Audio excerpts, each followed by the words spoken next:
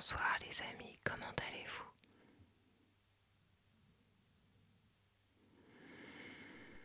La vidéo de ce soir, c'est une petite vidéo lecture. Plus précisément, je vous présente ma nouvelle pile à lire. Je vous avais déjà fait une première pile à lire et puis il y a pas très longtemps, je vous ai fait une vidéo où je vous parle des derniers livres que j'ai lus. Et donc, avançant dans mes lectures, j'ai également fait l'acquisition de nouveaux livres.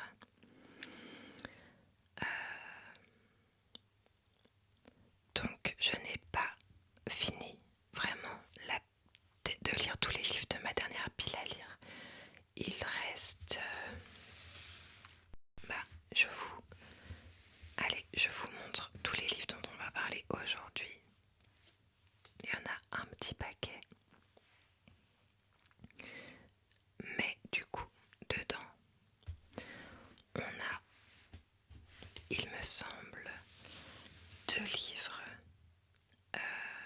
qui étaient dans la dernière pile à lire et que je n'ai pas encore lu. C'est ça.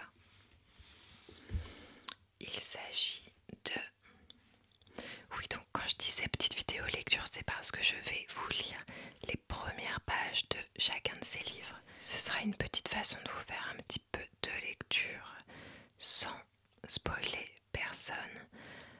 Et peut-être que ces premières pages vous donneront envie d'acheter ces livres. Et donc, dans la dernière pile à lire, il y avait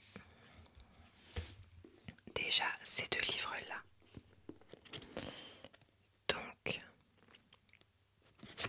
Donc si vous voulez la lecture des premières pages de ces 2 livres-là, je vous laisse aller voir ma dernière pile à lire dont j'aurais mis le lien en description. Parce que je ne vais pas les relire, on a déjà pas mal de livres pour aujourd'hui. On va pas se mentir, j'ai lu en premier les livres qui me donnaient le plus envie dans la dernière pile à lire. Donc si ce sont les 2 qui restent, c'est que ce ne sont pas les livres qui m'attiraient le plus au premier abord. Donc on a ce roman Les Mémoires d'un chat par Hiro Arikawa. Je vais quand même le lire, mais j'avoue qu'à choisir entre d'autres romans et un roman dont le narrateur principal est un chat, je vous avais déjà dit que j'aime bien les lectures réalistes. Et donc là, bon, il y a ce petit détail là que le narrateur est un chat qui fait que au premier abord, c'est pas le livre qui m'attire en premier. Je l'ai acheté parce que j'adorais la couverture. Mais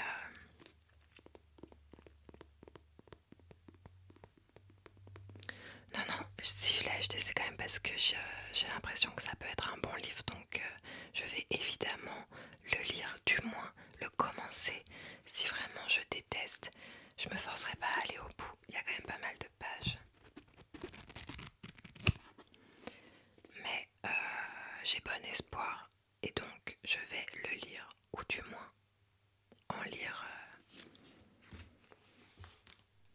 C'est vrai que c'est souvent une hésitation que j'ai quand je lis un livre dont je suis pas, qui me transporte pas. J'ai du mal à abandonner un livre. J'ai l'impression d'avoir déjà investi du temps dedans et ça me gêne de pas le finir. Donc souvent quand même je me force à finir un livre même quand j'aime pas plus que ça. Mais d'un autre côté je me dis aussi que la vie est courte et que y a certainement énormément de bons livres à lire. Et alors pourquoi perdre son temps à lire ceux qui nous transportent pas?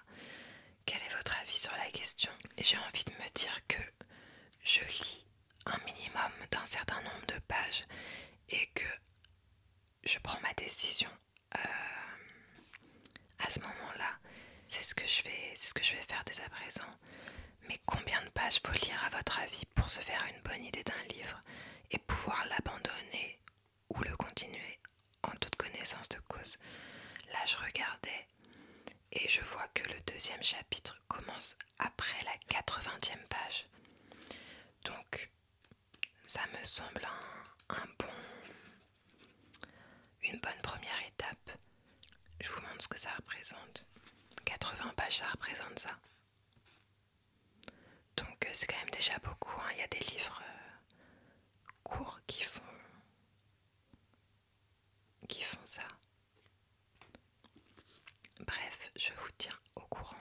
Si vous voulez la lecture des premières pages, c'est dans ma dernière pile à lire. Ensuite, le deuxième livre qui était déjà dans ma pile à lire et que j'ai pas encore lu, c'est Silver Tears de Camilla Legberg. Camilla Legberg, elle a écrit une très grande suite de romans noirs. Vous savez, c'est, je sais plus comment s'appelle la collection. C'est des livres qui sont noirs et il y a des espèces de petites poupées qui font peur, des petits personnages avec des grands yeux. C'est une collection qui est hyper reconnaissable. Sauf que moi je les ai pas achetés en physique ces livres-là, mais je les ai presque tous écoutés en livre audio.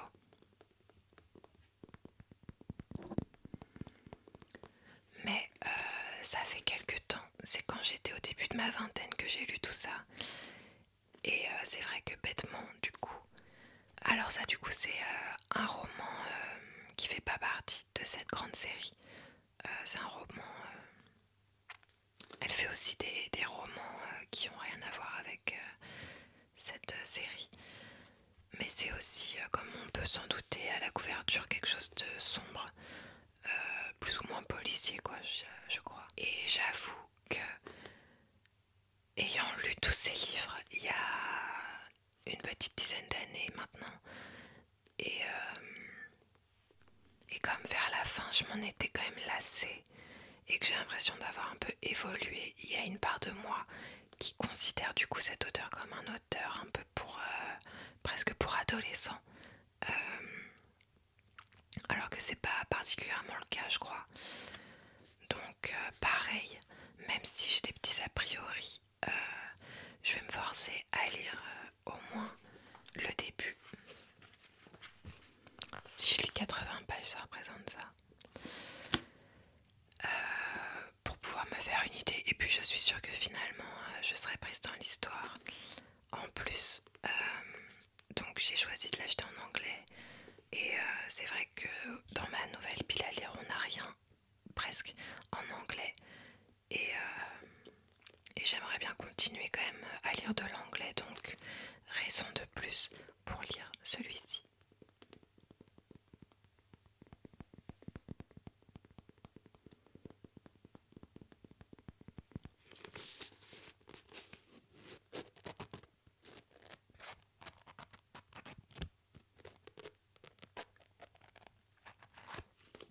Donc pareil, si vous voulez écouter les premières pages de ce livre avec mon accent à couper au couteau, ça se passe dans la dernière pile à lire. Ensuite, il y a un livre que je vous ai déjà présenté dans d'autres vidéos si vous êtes des fidèles viewers. C'est mon fameux livre pour décrypter un thème astral. Donc ça fait un moment que j'ai acheté ça et j'ai commencé à le lire. Attendez. Non, j'allais dire n'importe quoi. Le marque-page, en fait, il était au bélier parce que on a des doubles pages sur chaque signe astrologique. Et fut un temps où je faisais des vidéos sur les pleines lunes et les nouvelles lunes. Et du coup, on s'intéressait à l'emplacement de la lune. Et donc, je me servais de ce livre aussi pour vous parler des placements astrologiques. Même si on trouve énormément de vidéos sur l'astrologie sur internet, justement, Je trouve qu'à l'ère d'internet, c'est génial parce qu'on peut s'informer sur absolument tout ce qu'on veut, mais ça peut être aussi parfois overwhelming d'avoir tellement de sources d'informations différentes et on peut vite se perdre. En plus en astrologie, il y a différents courants, il y a des gens qui sont pas d'accord et il y a beaucoup d'informations mais on peut vite se perdre. C'est pour ça que j'ai trouvé intéressant d'acheter un livre qui explique comment décrypter un thème astral, chose que je ne sais pas du tout faire. Et voilà, tout est dedans. Normalement, à la fin, on sait le faire.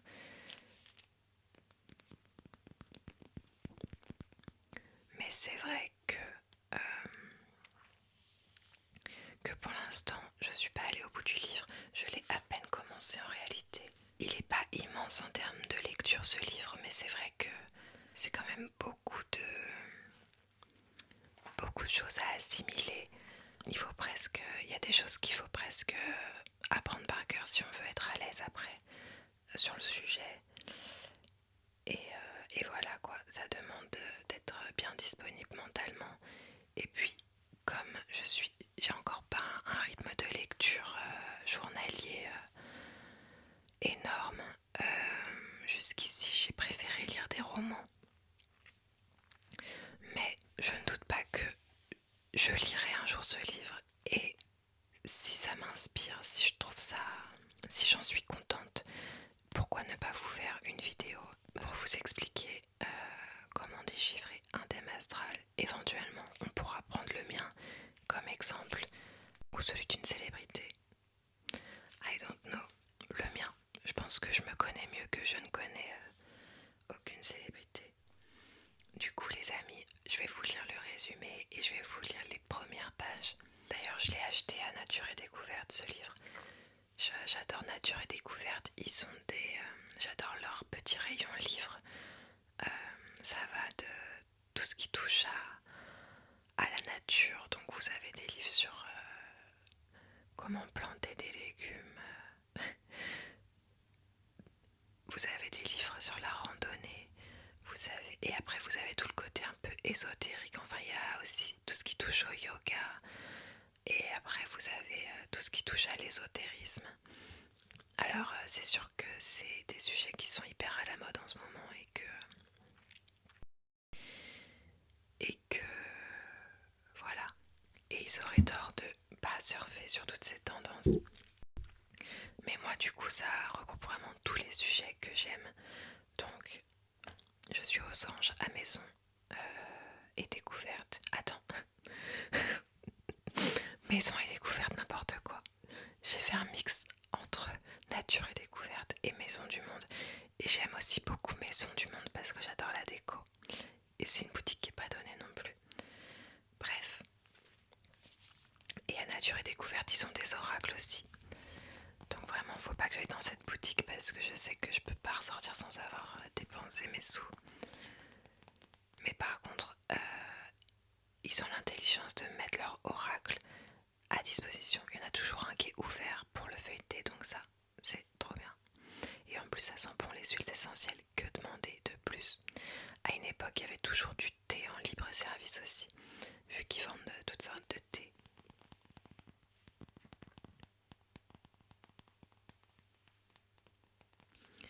Alors, c'est parti. Donc, l'auteur, c'est Julie Gorce, donc c'est une Française. Décryptez votre thème astral, éclairez votre chemin de vie grâce à l'astrologie. Ceci n'est pas un livre de plus sur l'astrologie. Julie Gorce, enseignante en astrologie, a concocté une méthode simple pour décrypter et comprendre enfin votre thème astral. Grâce à ce livre, vous pourrez connaître les grandes lignes de votre personnalité, vos points forts et les compétences à développer pour vous sentir pleinement acteur de votre vie. Vous saurez vous appuyer sur les cycles planétaires pour éclairer l'année à venir et comparer votre thème astral avec celui d'un proche pour mieux comprendre votre relation.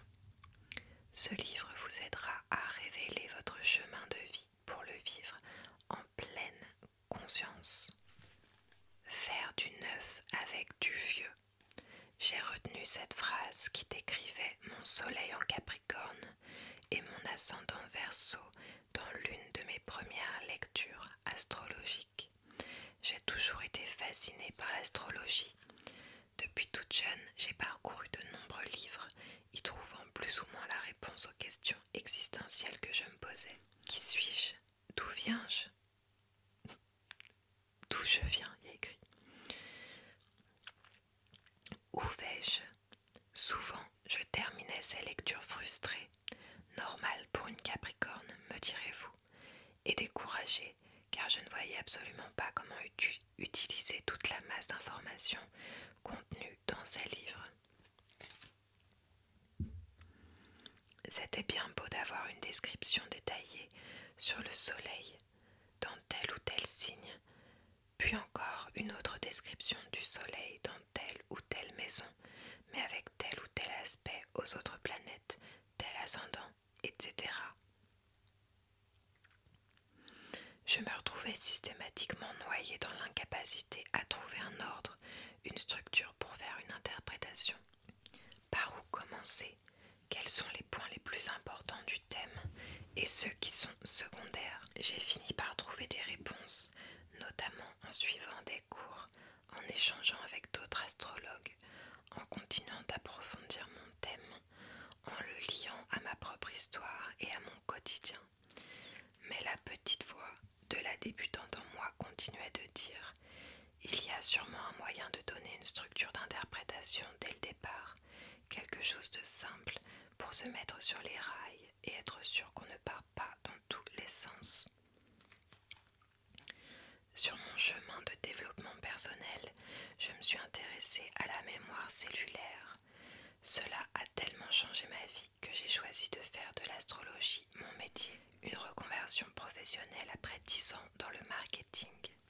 Je me souviens très bien lorsque, pour la première fois, la praticienne que je consultais a utilisé l'astrologie pour éclairer ma problématique. J'ai eu la sensation que ce que je vivais avait un sens, qu'elle avait par ses mots créé plus de conscience en moi, que je pouvais activer mes ressources au lieu de me laisser submerger par mes mémoires. Lorsque j'accompagne aujourd'hui des personnes à la recherche des mémoires qui sont engrammées dans leur corps et auxquelles leur mental n'a pas accès, l'astrologie est pour moi un outil d'éclairage très précieux. Elle me permet effectivement de mettre en lumière le but de vie, mais aussi les mémoires, les freins vécus dans le quotidien tout autant que dans la dimension spirituelle. Pour cela, il est indispensable que ma pratique soit toujours reliée au réel, concret, vérifiable de ce que vit la personne. Après avoir suivi un enseignement et pratiqué plusieurs années, je me suis autorisée à donner des cours pour débutants dans lesquels j'ai mis au point un pas à pas pour entrer dans un thème. J'avais compris que c'était à moi de créer la structure que j'aurais adoré trouver à mes débuts. Bien sûr, l'astrologie est complexe et interpréter un thème demande de tenir compte de tous les éléments qui le composent dans une synthèse claire. Il est limitant d'en rester à l'interprétation d'un ou deux points seulement, au risque de mettre les personnes dans des cases et de tomber ainsi dans la caricature, les stéréotypes. Comme n'importe quelle autre pratique, l'astrologie requiert d'y consacrer du temps et de l'entraînement, mais dès le début, on peut y entrevoir un magnifique outil pour mieux comprendre ce que l'on vit et retirer une joie de cette compréhension. Au fur et à mesure de votre lecture, gardez en tête que l'astrologie n'est pas un art divinatoire, c'est bien un art, mais celui de l'analogie et de la conscience. C'est un outil pour la connaissance de soi, de ses forces et ses faiblesses, des pistes pour trouver son but de vie, son axe d'évolution. Ainsi, rien n'est figé, tout est une invitation à évoluer, à se transformer, à développer notre lumière, la laisser se révéler plutôt que nourrir notre ombre. Nourrir l'ombre tout autant que la rejeter, je l'ai vécu, ne fait que la renforcer. L'accueillir dans la lumière intérieure de notre être avec ce qu'elle déclenche permet de l'intégrer. L'astrologie nous apprend que rien n'est à rejeter. Le but de ce livre est de vous procurer le cadre permettant de vous lancer, de commencer à suivre les grandes lignes d'interprétation d'un thème, même avant d'avoir assimilé toutes les subtilités de cette pratique. Pour rendre plus vivant cet apprentissage, nous travaillerons à partir de votre propre thème astrologique. J'ai à cœur de partager avec vous de manière simple et didactique, un pas à pas, une méthodologie ludique très simple, une feuille de route pour naviguer dans votre thème. Cette lecture, je l'espère, vous donnera envie d'aller plus loin, d'ouvrir d'autres livres avec la joie de vous dire tout ce que je lis sur telle planète, tel signe, telle maison, tel aspect a du sens pour moi, car je sais où le ranger dans ma boîte à outils et comment m'en servir dans une interprétation. Rappelez-vous que les tiroirs de la boîte à outils que je vous propose de découvrir sont comme ceux que Jim Carrey ouvre dans Bruce Tout-Puissant quand il rencontre Dieu. Ils sont sans fond car ils s'ouvrent sur le monde sans limite des archétypes.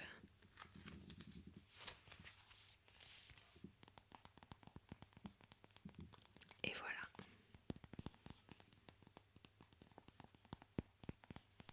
Ensuite les amis, un livre que j'ai en ma possession depuis des années et que je n'ai jamais réussi à lire. Il s'agit d'un classique.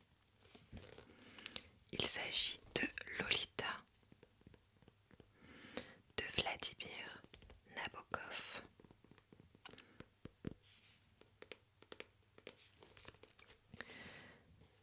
Ça fait vraiment 10 ans que j'ai ce livre et j'en ai même eu 2 versions parce que je l'avais acheté une première fois et perdu.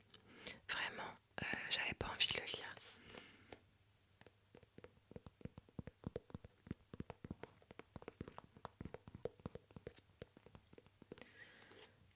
Mais je viens de réaliser qu'il est en anglais et que je vais le faire en dernier parce que pour tous les non-anglophones, je préfère vous lire tous mes livres en français d'abord parce que c'est pas agréable d'écouter une langue qu'on comprend pas et je fais l'anglais en dernier comme ça. Ça peut faire office d'inaudible et la plupart de vous peut-être dormiront déjà. Mais bon, vu que j'ai commencé à vous en parler, je vais vous en parler quand même, mais on fera la lecture à la toute fin de la vidéo. Donc il s'agit d'un classique de la littérature américaine, il me semble. Ça se trouve, je dis une grosse bêtise. En tout cas, étant fan de Lana Del Rey, je ne pouvais que lire ce livre. Il y a beaucoup de références à ce livre dans l'œuvre de Lana Del Rey. Sauf qu'en fait, il s'agit d'un livre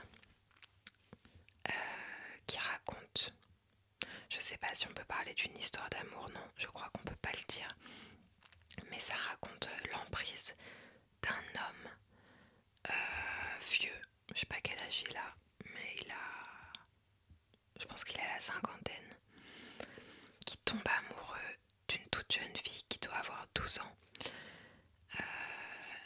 Et ils se mettent ensemble. Et c'est raconté du point de vue de l'homme de 50 ans. Donc c'est extrêmement problématique. Et en fait, quand j'ai acheté ce livre il y a 10 ans, j'avais pas de contexte autour de ce livre. Je l'ai vraiment acheté juste parce que pour Lana Del Rey. Et non seulement j'avais pas le niveau encore en anglais pour ce livre dont le langage est assez soutenu, hein, qui a été écrit il y a quelques années maintenant. Et en plus j'ai été très gênée par le sujet. Donc ces 2 éléments ont fait que à chaque fois que j'ai essayé de le lire, au bout de quelques pages, j'ai lâché l'affaire. Et maintenant, je pense qu'il est temps de lire ce livre parce que non seulement Je pense que j'ai le niveau d'anglais pour le comprendre. Et en plus de ça, je connais maintenant le contexte de ce livre et je suis rassurée sur le fait que l'auteur n'est pas un pédophile dégoûtant. L'auteur, depuis qu'il a écrit ce livre, en fait, n'a pas arrêté de répéter que il dénonçait ce qui se passe en fait dans le livre. Enfin, du moins, il montre quelque chose de moche. Mais en fait, ce qui a pu porter à confusion, c'est que il a eu beaucoup de mal à être publié quand il a écrit son roman. Et la seule maison d'édition qui a accepté de le sortir au début, c'était une maison d'édition qui publiait des romans érotiques. Donc, horrible. Parce que les gens qui ont acheté ce roman, c'était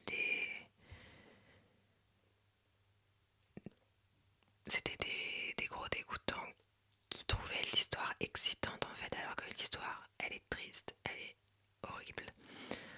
Donc bon, maintenant que je suis rassurée, parce que c'est vrai que moi je savais pas si l'auteur trouvait ça normal, si l'auteur trouvait ça bien. Maintenant que je sais que non, je vais pouvoir le lire en ayant meilleure conscience. Et enfin, je vais pouvoir me faire un avis par moi-même sur ce roman. Voilà les amis. Puisque je l'ai dans ma bibliothèque depuis 10 ans, il va bien falloir le lire. Et ensuite, je vous présente mes nouvelles acquisitions.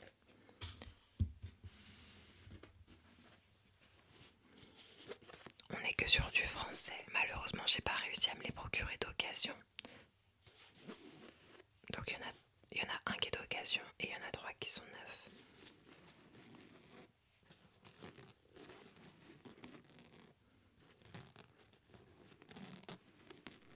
Alors, par quoi commencer? Allez, on va les prendre dans l'ordre.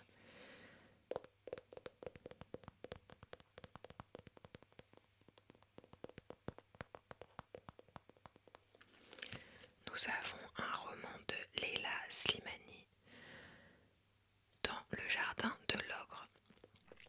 J'ai choisi ce roman tout simplement parce que j'essayais de me rappeler dans les quelques livres que j'ai déjà lus dans ma vie lesquels m'avaient plu, et je me suis rappelé que j'avais adoré Chanson douce de Leila Slimani. Donc j'ai regardé un petit peu ce qu'elle avait fait d'autre et celui-là m'a eu l'air... j'ai pensé que celui-là pourrait me plaire. Ça a l'air un petit peu olé olé. Une semaine qu'elle tient, une semaine qu'elle n'a pas cédé, mais cette nuit, elle en a rêvé et n'a pu se rendormir. Un rêve moite, interminable, qui s'est introduit en elle comme un souffle d'air chaud. Adèle ne peut plus penser qu'à ça. Adèle semble heureuse avec Richard, le médecin qu'elle a épousé. Pourtant, elle ne peut s'empêcher de collectionner les conquêtes. Dans le jardin de l'ogre est l'histoire d'un corps esclave de ses pulsions que rien ne rassasie. Un roman féroce et viscéral sur l'addiction sexuelle et ses implacables conséquences. Et c'est le premier roman de Leila Slimani. Découvrons ensemble les premières pages. Une semaine qu'elle tient, une semaine qu'elle n'a pas cédé. Adèle a été sage. En 4 jours, elle a couru 32 kilomètres.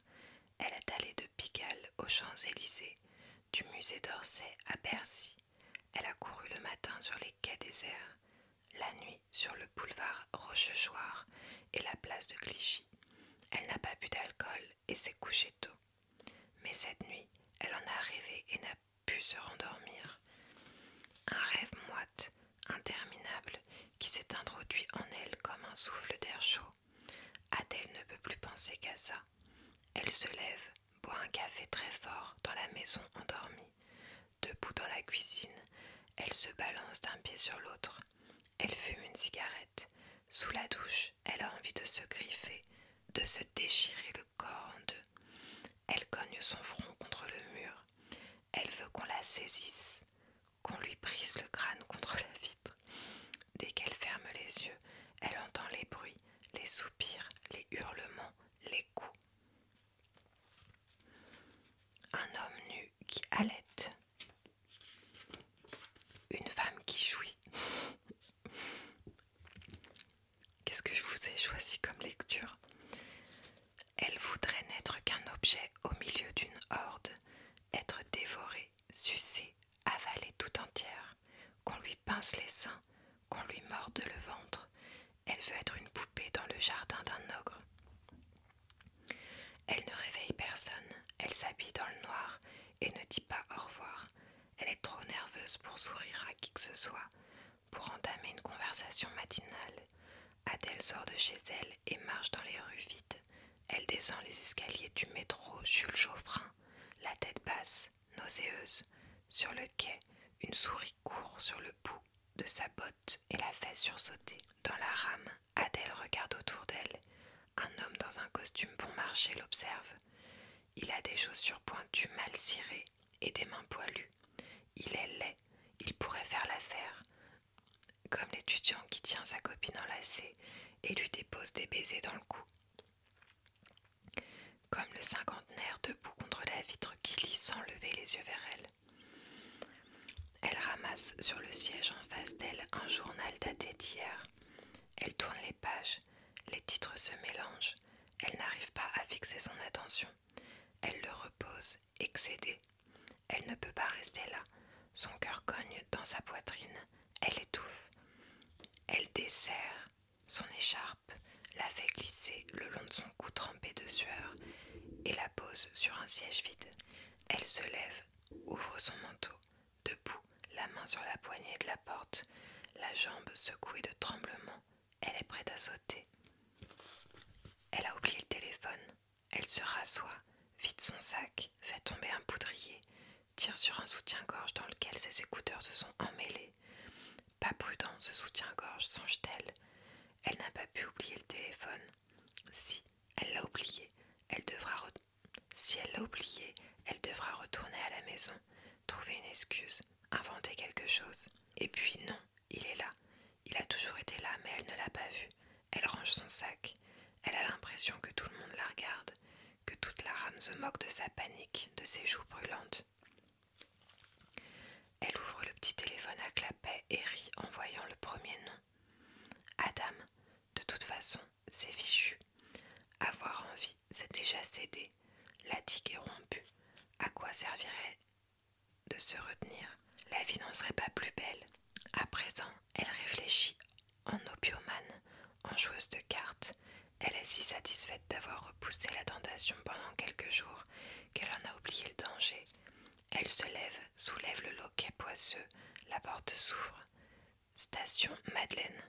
Elle traverse la foule qui avance comme une vague pour s'engouffrer dans la rame. Adèle cherche la sortie. Boulevard des Capucines. Elle se met à courir. Faites qu'il soit là, faites qu'il soit là. Devant les grands magasins, elle songe à renoncer. Elle pourrait prendre le métro ici, la ligne 9, qui l'amènera directement au bureau, à l'heure pour la réunion de rédaction. Elle tourne autour de la bouche de métro, allume une cigarette. Elle serre son sac contre son ventre. Une bande de Roumaines l'a repérée. Elle s'avance vers elle. Leur foulard sur la tête, une pétition bidon à la main. Adèle accélère le pas. Elle prend la rue Lafayette dans un état second, se trompe de sens, revient en arrière. Rue Bleue. Elle compose le code et entre dans l'immeuble, monte les escaliers comme une forcenée et tape à la lourde porte au deuxième étage. Adèle, Adam sourit, les yeux gonflés de sommeil. Il est nu. Ne parle pas. Adèle enlève son manteau et se jette sur lui. S'il te plaît, tu pourrais appeler, il n'est même pas 8 heures. Adèle est déjà nue. Elle lui griffe le cou, lui tire les cheveux. Il se moque et s'excite. Il la pousse violemment, la gifle. Elle saisit son sac et se pénètre. Je sais pas si je vais pouvoir laisser ça dans ma vidéo. Je découvre, je suis désolée. Debout contre le mur, elle le sent entrer en elle. L'angoisse se dissout. Elle retrouve ses sensations, son âme pèse moins lourd, son esprit se vide. Elle agrippe les fesses d'Adam, imprime au corps de l'homme des mouvements vifs, violents, de plus en plus rapides. Elle essaie d'arriver quelque part, elle est prise d'une rage infernale. Plus fort, se met-elle à crier. Elle connaît ce corps, et ça la contrarie. C'est trop simple, trop mécanique. La surprise de son arrivée ne suffit pas à sublimer Adam. Leur étreinte n'est ni assez obscène, ni assez tendre. Elle pose les mains d'Adam sur ses seins, essaie d'oublier que c'est lui. Elle ferme les yeux et s'imagine qu'il l'oblige. Lui n'est déjà plus là. Sa mâchoire se contracte. Il la retourne, comme à chaque fois. Il appuie sa main droite sur la tête d'Adèle, la pousse vers le sol, attrape sa hanche de la main gauche. Il lui donne de grands coups. Il râle, il jouit. Adam a tendance à s'emporter. Adèle se rhabille et lui tourne le dos. Elle a honte qu'il la voie nue. Je suis en retard pour le travail, je t'appellerai. Comme tu veux, répond Adam. Il fume une cigarette adossée à la porte de la cuisine. Il touche d'une main le préservatif qui pend au bout de son. Adèle évite de le regarder. Je ne trouve plus mon écharpe, tu ne l'as pas vue. C'est une écharpe grise en cachemire, j'y tiens beaucoup. Je vais la chercher, je te la donnerai la prochaine fois. Bon, eh bien les amis, on est sur une entrée en matière directe. Mais voilà, là encore on est loin de la petite romance pour adolescents un petit peu prévisible. Donc il y a moyen que ça me plaise. Donc apparemment ça parle d'une femme qui a une addiction sexuelle. Et c'est un sujet qui est intéressant, je trouve. Du peu qu'on a lu, on voit que c'est quelque chose qu'elle subit.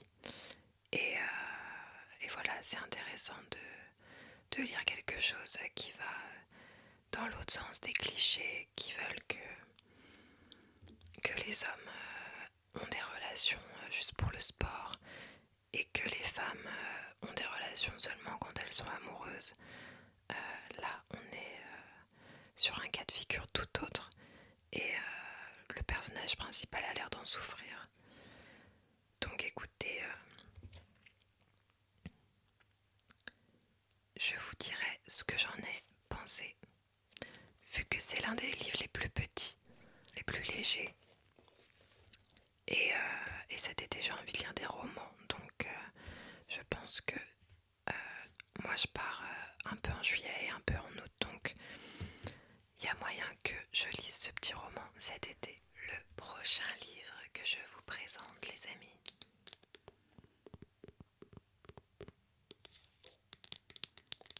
il s'agit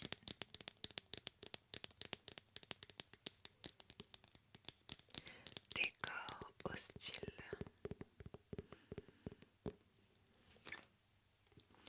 de Stéphanie Pollack. On est encore sur une lecture olé olé. La chaîne va se transformer en club de lecture coquine.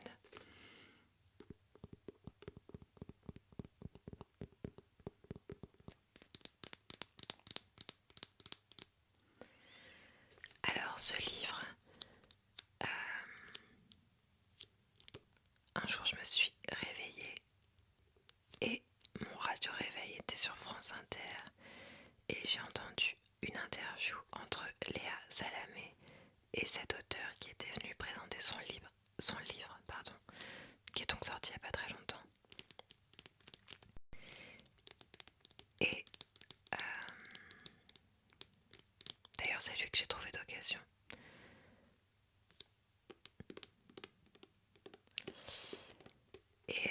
Et tout simplement ça m'a donné envie le thème du livre. Donc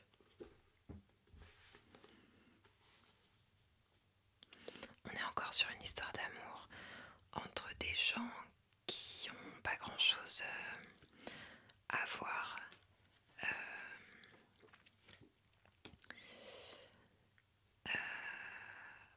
Bah écoutez, j'ai qu'à vous lire le résumé. Mais en c'est une femme instruite, intelligente, etc. qui va tomber, je ne sais pas si on peut dire amoureuse, mais en tout cas qui va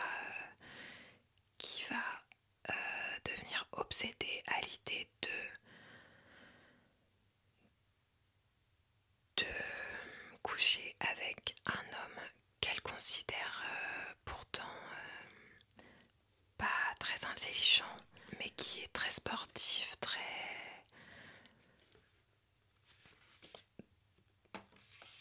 voyez, très dans les critères de beauté de la société, et alors qu'elle le trouve superficiel, etc. Donc, j'ai une étiquette à enlever pour pouvoir vous lire. D'ailleurs, c'est via Momox que j'achète mes livres de seconde main. Sur la FNAC, en fait, vous pouvez cocher d'occasion quand vous cherchez un livre. Et dans beaucoup de cas, vous allez trouver des livres d'occasion. Si je dis pas de bêtises, c'est un site où vous pouvez d'ailleurs mettre vos livres, Momox.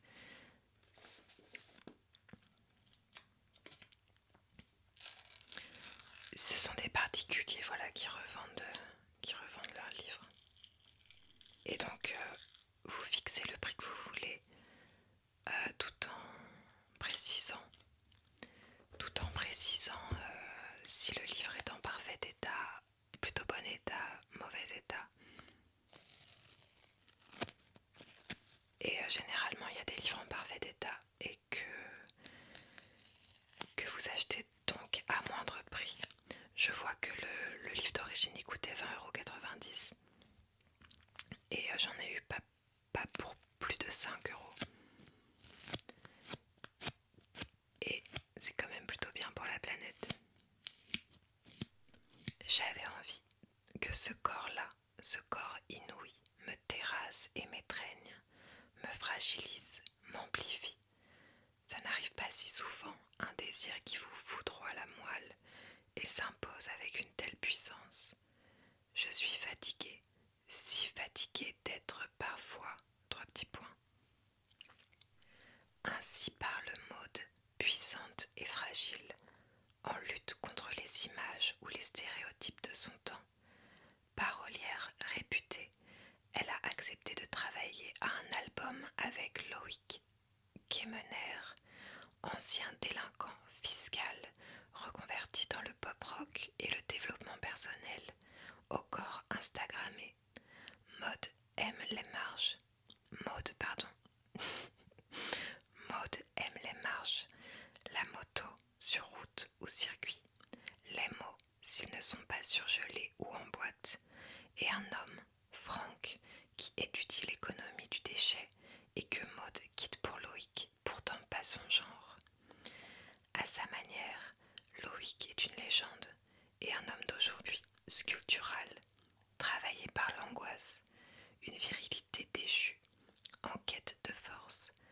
Maud lui donnera des mots pour sa musique, un désir nouveau et l'occasion d'un combat. Dans ce roman magnifique et par son écriture scandée, profonde, Stéphanie Pollack nous fait vivre, aimer et rire aussi. Elle documente ce que signifie être une femme dans un temps où chacun doit se définir et traverse avec nous une époque où il faut à tout instant choisir l'hostilité, tendre façon d'être avec l'autre, rencontre, crash.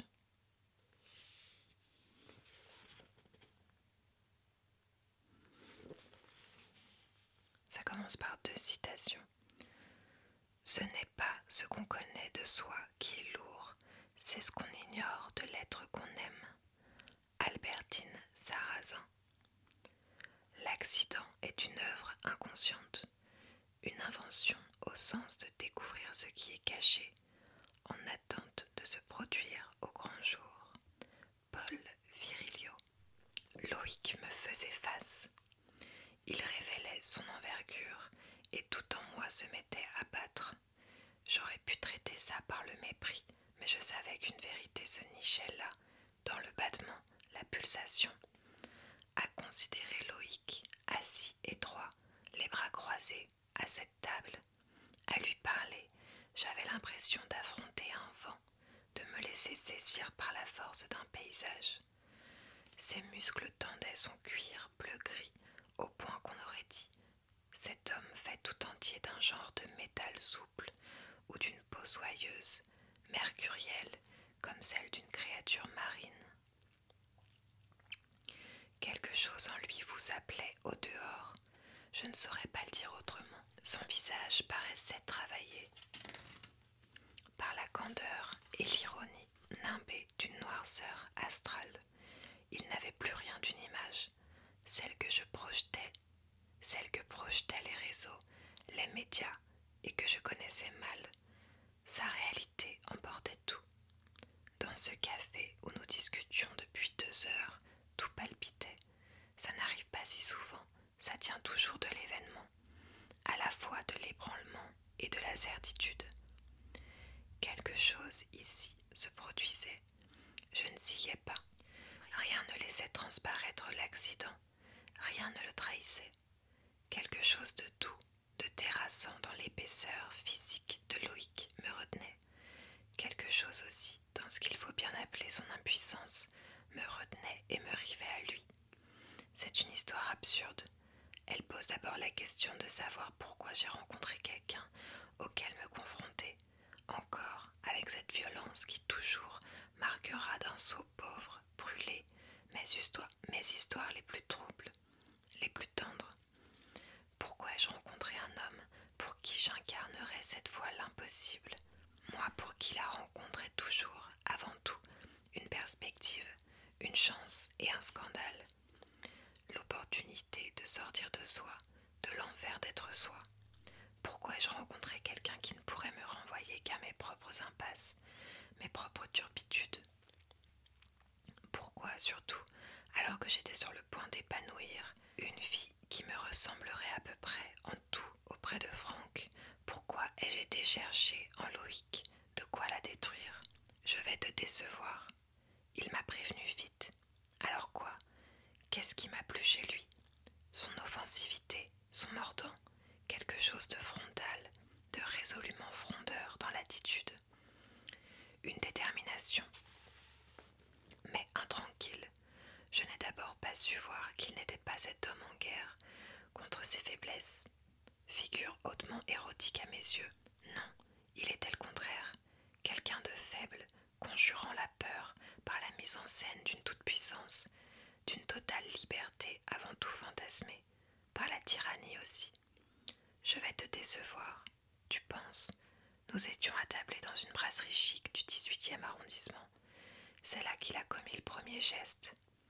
C'était une brasserie agréable, en plein cœur d'un des quartiers de Paris que j'aime le moins, un de ces quartiers dits vivants, mais pour lesquels je garde une aversion secrète. Trop de bruit, trop de crasse, trop de pigeons. Certains quartiers de Paris me rendent à ce que j'ai fui, ma condition de bourge ensauvagée. Du 7-8, j'ai grandi dans une vaste maison sur 3 ailes, en hauteur et en pierre de taille qui dominait Paris. Elle était cernée de grilles en fer forgé, d'arbres hauts, de conifères, à côté d'une forêt. J'ai grandi là, en Caspar-Hauser, des quartiers résidentiels de l'étang-les-Yvelines, près du golfe.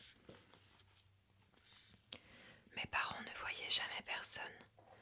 Alors ce quartier populaire, remuant de la capitale, blanchi par l'upper middle class des hipsters aux allures savamment relâchées dans cette brasserie à la fois cool et prétentieuse, avec son patio à plantes vertes, ses armatures de fer noir ou ses faux airs new-yorkais m'indisposaient.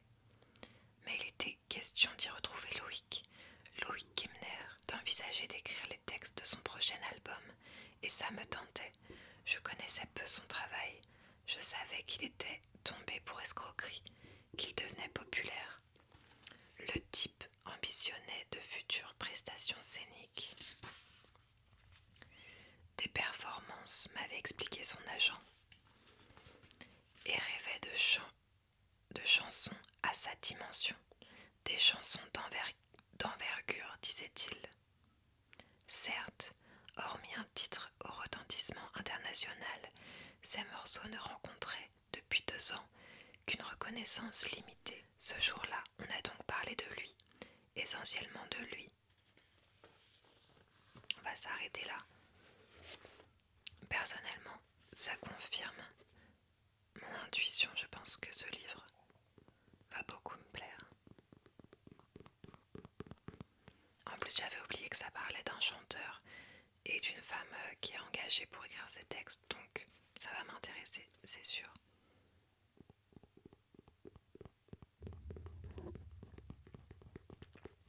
Et d'ailleurs, l'autre point commun avec le livre qu'on vient de voir de Leila Slimani, c'est que ça se passe à Paris.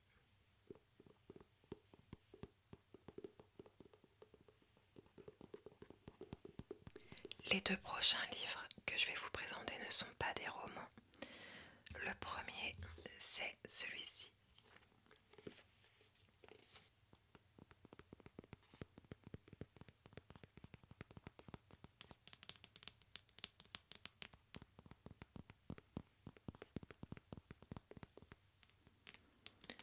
Le cerveau m'a beaucoup déçu. L'esprit, non. D'Antoine Sénanque. Encore un auteur français. C'est un neurologue. Donc j'ai entendu parler de ce livre tout simplement parce que je suis tombée sur des interviews de cet homme-là sur YouTube.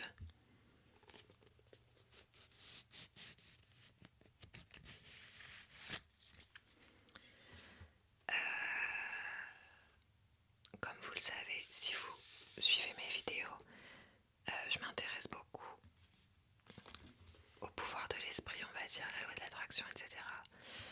Et c'est vrai qu'il y a un domaine dans lequel je trouve il est particulièrement difficile d'accepter la loi de l'attraction, on va dire. C'est la santé. Voilà, c'est comme ça, c'est en m'intéressant à ce sujet que je suis tombée sur les interviews d'Antoine Sénanque. Et j'ai trouvé ça particulièrement intéressant parce que il s'agit là d'un vrai médecin, un neurologue, qui lui aussi s'intéresse au pouvoir de l'esprit, notamment pour la guérison. Donc je vous lis le résumé. La norme veut que le médecin soigne et que le patient guérisse. Mais en neurologie, le médecin soigne et le patient ne guérit pas. Un neurologue... Bon, ça commence, c'est pas hyper optimiste. Donc moi je suis pas intéressée particulièrement par la neurologie. J'espère d'ailleurs que tout le livre n'est pas centré sur la neurologie, mais je crois que non, de ce que j'ai compris de ses interviews quand il parlait de son livre. Par contre, il est neurologue, donc forcément il en parle. Un neurologue est donc un médecin démuni, obligé de chercher des réponses en dehors du cadre de la médecine conventionnelle. Dans un langage accessible à tous, l'auteur partage ses investigations, tant scientifiques que philosophiques, et nous enseigne comment. Il y a des petits points. Donc, la puissance du cerveau est surestimée par la science, qui refuse d'envisager l'idée d'une conscience plus vaste. La spiritualité est une puissance de guérison. Partagée collectivement, cette force se multiplie et aucune maladie ne devrait lui résister. Il est inutile de justifier scientifiquement les phénomènes reliés à la spiritualité, et le recours à la physique quantique est une illusion. La croyance est un pouvoir de compréhension des phénomènes. Cette force spirituelle devrait être recueillie et alimentée en accord avec la science. Dans cet ouvrage passionnant, Antoine Sénanque remet le cerveau à sa place et offre un nouvel espoir, l'esprit de guérison.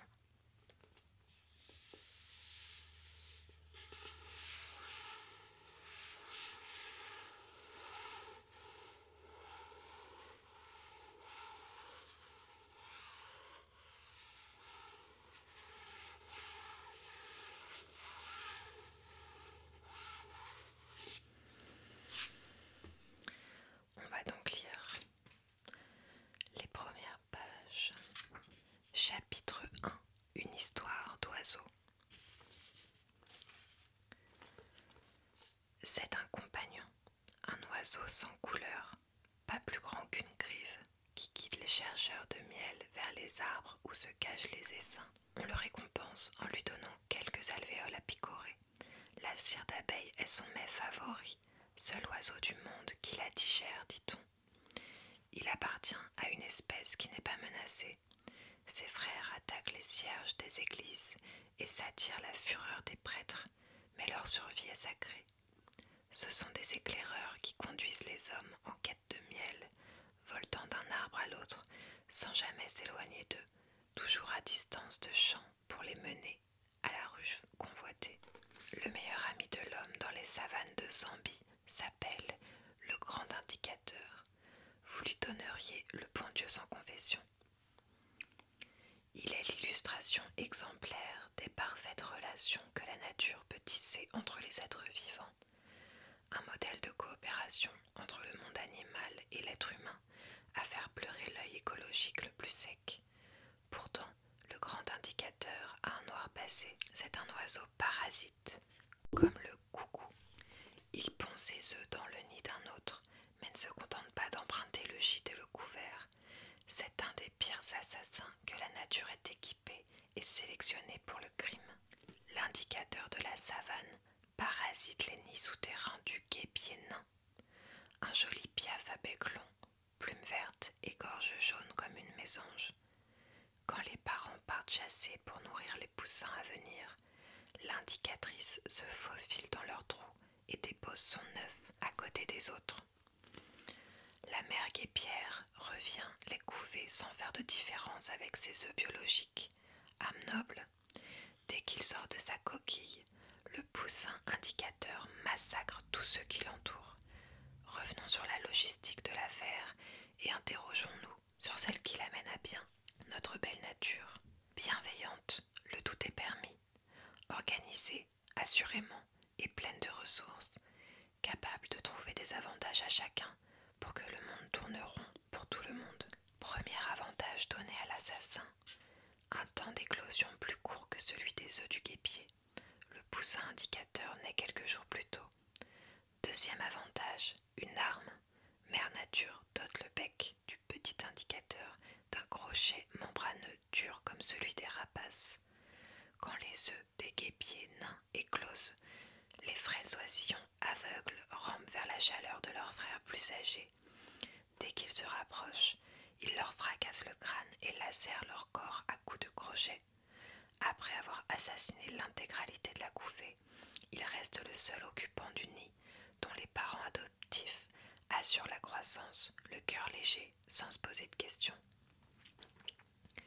Le jeune indicateur quitte leur foyer après avoir gagné la taille suffisante et perdu en quelques jours le crochet tueur que la nature lui retire, le transformant en ami fréquentable qui entraîne les hommes sur le chemin du miel. C'est un petit oiseau qui a emporté ma foi, non pas en Dieu, mais en la bonté de Dieu. Dindin. Bon, c'est de toute évidence, il s'agit là d'une introduction qui, je pense, n'est pas le reflet de l'intégralité de l'œuvre, hein, qui va parler d'autre chose. Mais en tout cas, on peut constater que ce neurologue a une jolie plume. Et c'était intéressant, cette histoire d'oiseau. J'avais jamais entendu parler de ça personnellement. Voilà, je suis pressée de lire ce livre également. Et enfin, un achat récent également, L'Antimère. C'est un roman autobiographique de Marie-Estelle Dupont, psychologue clinicienne.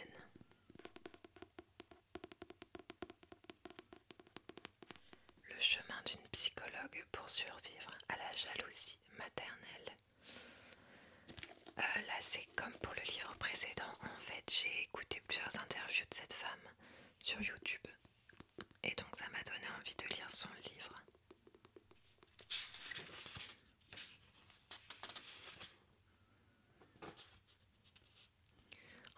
pour ça que j'ai pas beaucoup de lecture en anglais dans ma pile à lire du moment. C'est parce qu'en fait c'est que des auteurs français.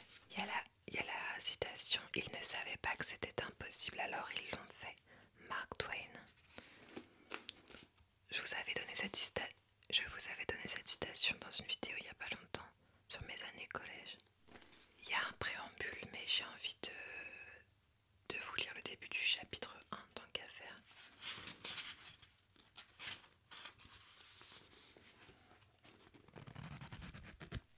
J'ai 3 ans et j'ouvre la porte de leur chambre immense.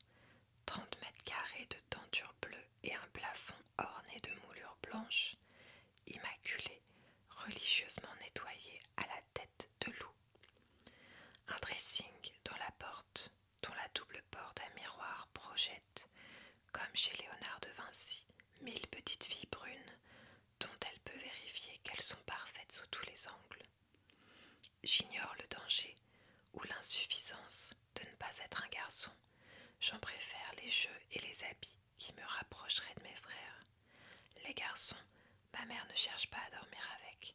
Elle est au bord du lit. Je trottine jusqu'à elle et elle finit par tourner la tête vers moi. Un vague sourire étrange en direction de mes cheveux. Sardonique, explorer. Je ne sais pas encore ces mots-là. Je perçois sans savoir.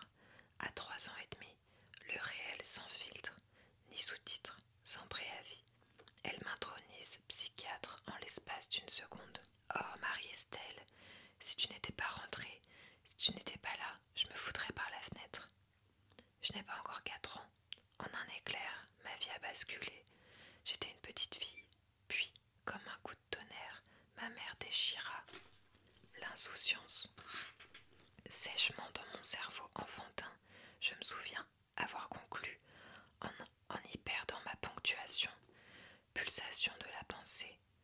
Maman est malheureuse, elle serait morte sans moi, donc avec moi elle va vivre, donc je dois être joyeuse et heureuse pour deux, pour qu'elle puisse être bien.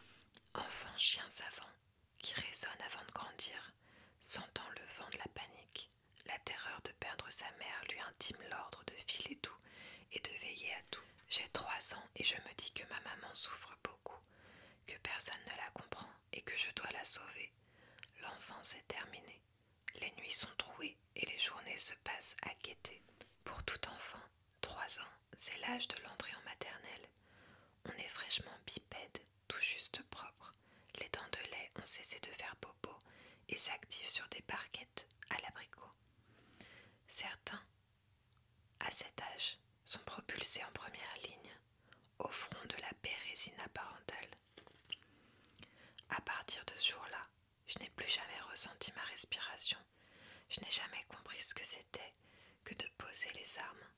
De ce jour de 1985 jusqu'à celui où j'ai donné la vie, je n'ai pas eu le droit de me reposer, de respirer profondément, ni le jour, ni la nuit. J'ai 3 ans et demi et comme beaucoup d'enfants, je vais devoir être une perfusion. Un urgentiste, une infirmière, un confident, une amie, un psy, un mari et bien sûr une petite fille à la fois modèle et distrayante. Plus que parfaite et toujours joyeuse, jamais fatiguée, mais jamais endormie, jamais malade, et pourtant jamais respectée, jamais fatigante, mais jamais bien loin d'elle. Une enfant gavée ou harcelée, au rythme de ses angoisses interstellaires. Les enfants sont surdoués quand il s'agit d'aimer. À l'époque, pour moi, le seul problème est que maman va mal et que papa ne la comprend pas. C'est ce qu'elle me dit, donc c'est la seule vérité qui existe. J'ai 3 ans. Isabelle, ma mère, est tout mon univers. Elle me met dans son lit. Papa est relégué sur le canapé, plus souvent qu'à son tour. Si par mégarde, il m'arrive de pleurer, elle m'intime l'ordre d'arrêter ce cinéma. Elle répète qu'elle se sacrifie pour nous, qu'elle ne travaille pas pour nous, qu'en mère parfaite, elle nous fait à bouffer. Pourtant, Dieu sait si ça la fait chier. Et autre poésie rythmant les salves d'humiliation réservée à son unique fille quand papa n'est pas là. Quand papa est là, la petite fille devient une poupée et c'est monsieur qui ramasse. Je vais à l'école le matin seulement. D'après elle, c'est trop la journée entière. Je suis trop fragile physiquement, trop mûre intellectuellement, trop inadaptée socialement, avec tous ces garçons violents qui crient pendant la récréation. Vous comprenez, alors elle ne m'y met qu'à mi-temps. Ben voyons, pense l'adulte qui écrit. Je lui tiens compagnie. Mais à l'époque, je répète et pense des choses qui sont le simple copier-coller de son discours. Sur mon père, sur la vie, sur le monde, je suis convaincue et répète à qui veut l'entendre, telle une poupée ventriloque, qu'il faut comprendre maman et que papa est très méchant. Ça a l'air très intéressant également.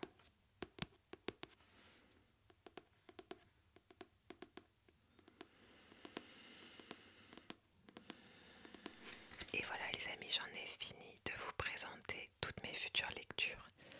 Alors à votre avis, est-ce que je vais mettre plutôt 6 mois ou 1 an à lire tout ça? Honnêtement, j'en ai aucune idée. On verra bien. Si ça se trouve, j'aurais tout dévoré en 2 mois. Ça m'étonnerait beaucoup. La dernière chose qui nous reste à faire, c'est de lire les premières pages de Lolita. Voilà, j'espère que la plupart d'entre vous sont déjà endormis.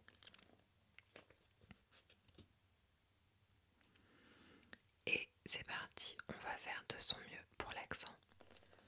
Humbert, scholar, aesthete and romantic, has fallen completely and utterly in love with Lolita Hayes, his late landlady's gum-snapping, silky-skinned 12-years-old daughter, reluctantly agreeing to marry Mrs. Hayes just to be close to Lolita.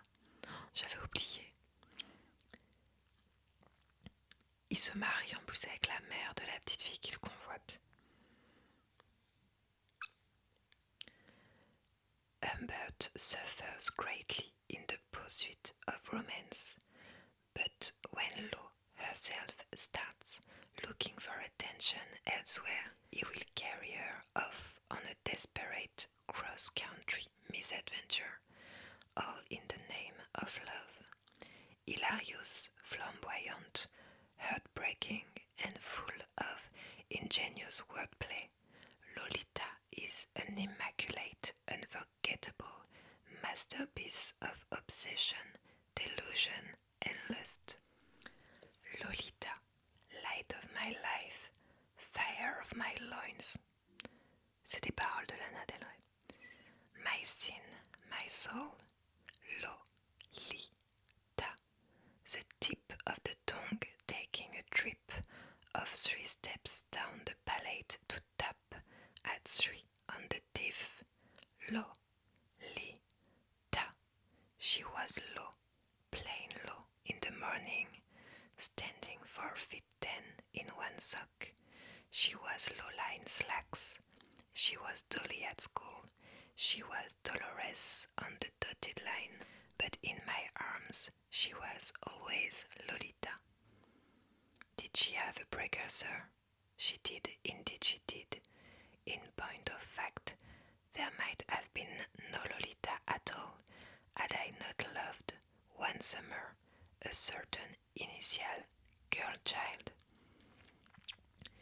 In a princedom by the sea, or when, about as many years before Lolita was born, as my age was that summer. You can always count on a murderer for a fancy prose style. Ladies and gentlemen of the jury, exhibit number 1 is what the seraphs, the misinformed, simple, noble-winged seraphs, envied. Look at this tangle of thorns. I was born in 1910 in Paris. My father was a gentle, easygoing person, a salad of racial genes, a Swiss citizen of mixed French and Austrian descent, with a dash of the Danube in his veins.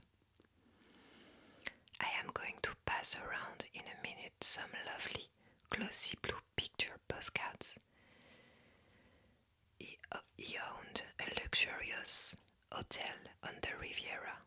His father and two grandfathers had sold wine, jewels, and silk, respectively. At 30, he married an English girl, daughter of Jérôme Dune, the alpinist, and granddaughter of two Dorset parsons, experts in obscure subjects, paleopedology and Aeolian harps, respectively.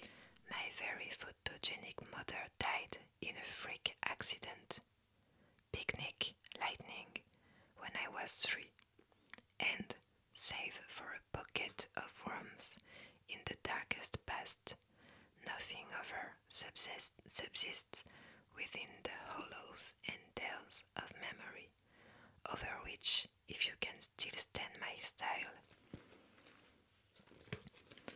I am writing under observation. The sun of my infancy had set.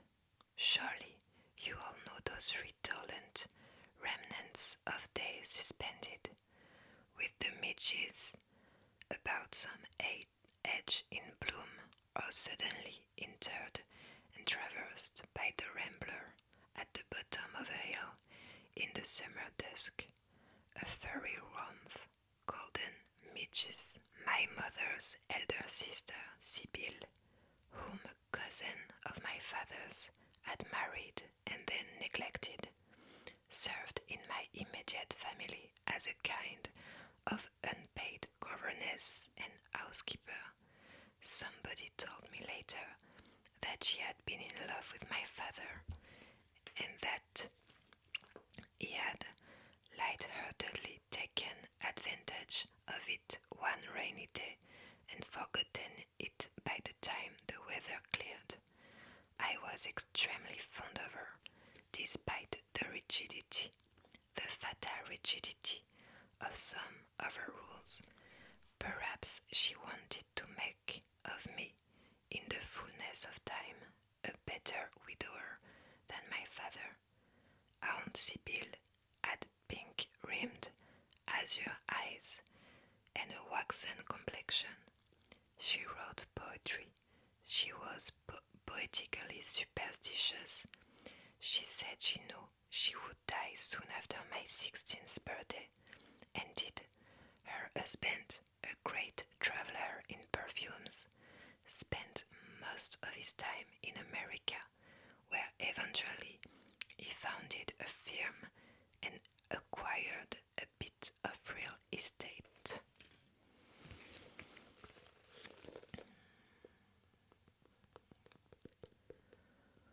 Je vous avoue que je trouve ça toujours un peu difficile à lire.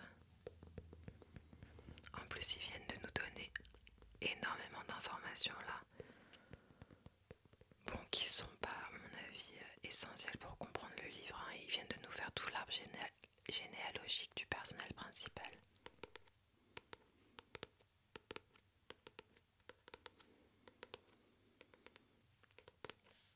C'est toujours pas le livre que j'aurais envie de lire en premier, je vous l'avoue.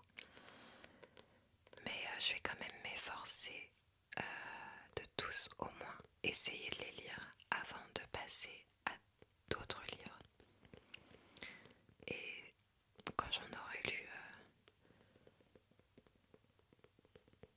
un petit peu, je pourrais décider que définitivement je décide de pas le lire et je pourrais le sortir de ma pile à lire éventuellement. On verra.